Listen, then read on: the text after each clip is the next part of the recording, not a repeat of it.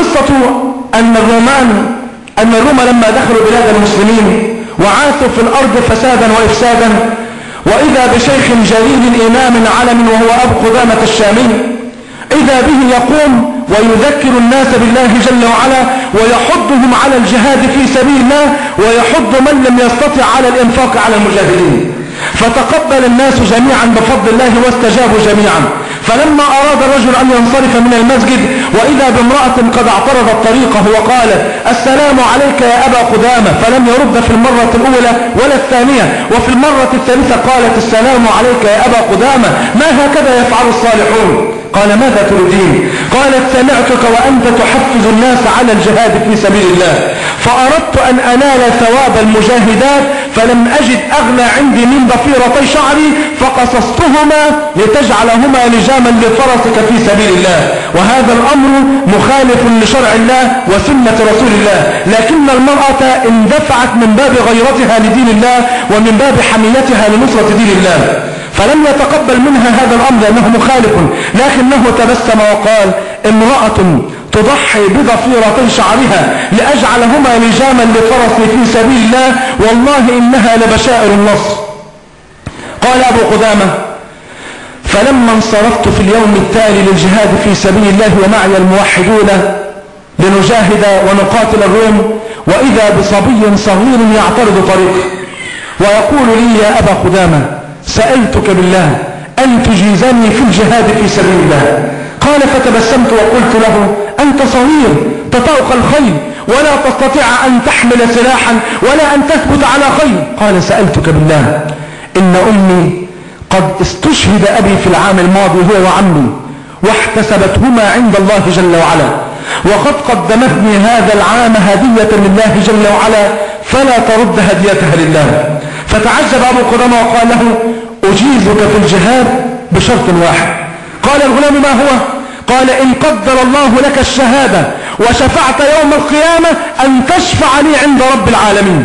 قال أجل لك ذلك يا أبا قدامة. قال فلما انصرفنا وبينما نحن في الطريق وإذا بهذا الصبي الصغير المبارك كان هو الذي يعد لنا الطعام والشراب ويعد لنا الغطاء والكساء، وبينما نحن في ليلة من الليالي وإذا به يذهب ليحضر لنا أو ليجهز لنا طعام العشاء، فلما ذهب فتأخر فأخذتني رعدة عليه وخشيت عليه، فلما ذهبت وجدته قد أوقد نارا ووضع القدر على النار ثم نام بجوار النار، فنظرت إليه فوجدته وهو نائم يبتسم ثم يبتسم ثم يضحك ثم استيقظ.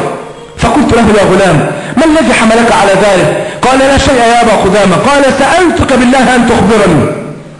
فقال له الغلام يا أبا قدامة إن أمي قد قدمتني هدية لله، فرأيت فيما يرى النائم أن القيامة قد قامت وقد رفع اللواء فوق رأس النبي صلى الله عليه وسلم، وإذا بالحق جل جلاله يأمر ملائكته أن يدخلون الجنة. قال فلما دخلت فإذا أنا بباقة عطرة من الحور العين، وإذا بواحدة منهن تشير إلي وتقول هذا زوج المرضية، هذا زوج المرضية. فقلت لها وما المرضية؟ قالت ألا تعلم من المرضية؟ قلت لها لا. قالت إنها زوجتك في الجنة. قلت لها وأين هي؟ قالت تريد أن تراها؟ قلت أجل. قالت إنها في ذلك القصر الذي أمامك. قال يا أبا قدامة فانصرفت إلى ذلك القصر وطرقت الباب ثم دخلت فإذا بحوراء والله يا أبا قدامة لولا أن الله لم يكتب علينا العمى في الجنة لعمي بصري من شدة نور وجهها، ولولا أن الله لم يكتب علينا الجنون لجن عقلي من شدة جمالها. فقلت لها أنت المرضية؟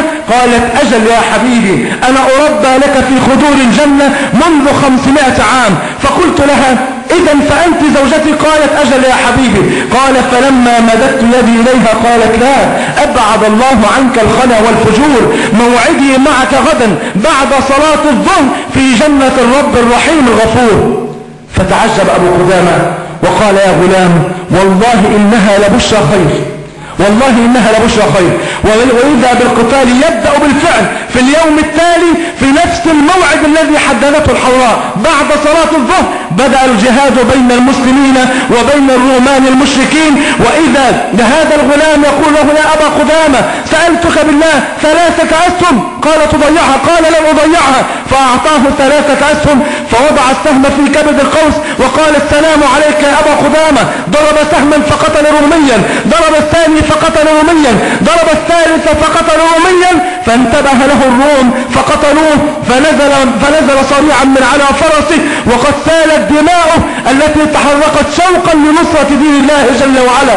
وإذا بأبي قدامة يتذكر تلك الوصية فيسقط من على فرسه ويقبل على الغلام ويقول يا غلام لا تنسى الوصية، لا تنسى الوصية. قال له الغلام لن أنساها يا أبا قدامة، وسأشفع لك عند الله عز وجل يوم القيامة يا أبا قدامة، والله إني لأنظر إلى المرضية في قصها الآن في الجنة، وإني لأنظر لنفسي وأنا معها في جنة الرحمن.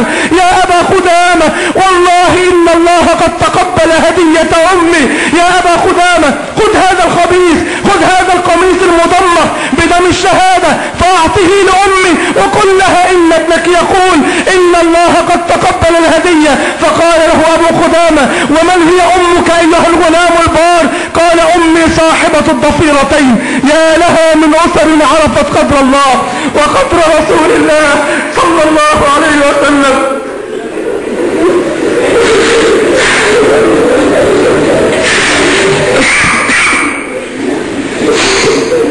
قال أبو قدامة فحزنت لموت الغلام حزنا شديدا. قال فلما انتهى الجهاد في سبيل الله رجعت إلى تلك القرية التي تعيش فيها تلك الأم، فدخلت القرية وإذا بجارية صغيرة، قلت لها هل تعلمي بيت فلان؟ قالت أجل إنها أمي. قال فلما ذهبت إلى البيت وإذا بالأم المسكينة الميمونة المباركة تخرج وتقول السلام عليك يا أبا قدامة، هل جئت معزيا أو مهنئا؟ قال قلت لها وما العزاء وما البشارة؟ قالت إن جئت لتخبرني بأن ابني قد مات مدبرا غير مقبل فهذا والله العزاء، وإن جئت لتخبرني بأن ابني قد مات مقبلا غير مدبر فتلك والله البشارة. قلت والله إنها البشارة. قالت وما علامة ذلك؟ قال لها هذا قميصه مضمخ بدم الشهادة وهو يقول لك يا أماه إن الله قد تقبل هديتك وإن موعدنا غدا في جنة الرحمن جل وعلا. فلما قال تلك المقالة وإذا بالابنة الصغيرة تسقط ميتة حزنا على موت أخيها، وإذا بالأم المسكينة تنظر إلى ابنتها وقد ماتت بين يديها وهي تقول الحمد لله الذي لم يخرج مني نسلا إلى نار جهنم. أجل والله تلك الأسر التي عرفت قدر الله وأحبت لقاء الله فأحب الله لقاءها. فيا ترى هل نحن نحب لقاء الله؟ وهل الله عز وجل سيحب لقاءنا حتى يرحمنا في الدنيا والآخرة ويرفع عنا هذا البلاء الذي نعيشه؟ نسأل الله عز وجل أن يرزقنا محبته. اللهم اغفر للمسلمين والمسلمات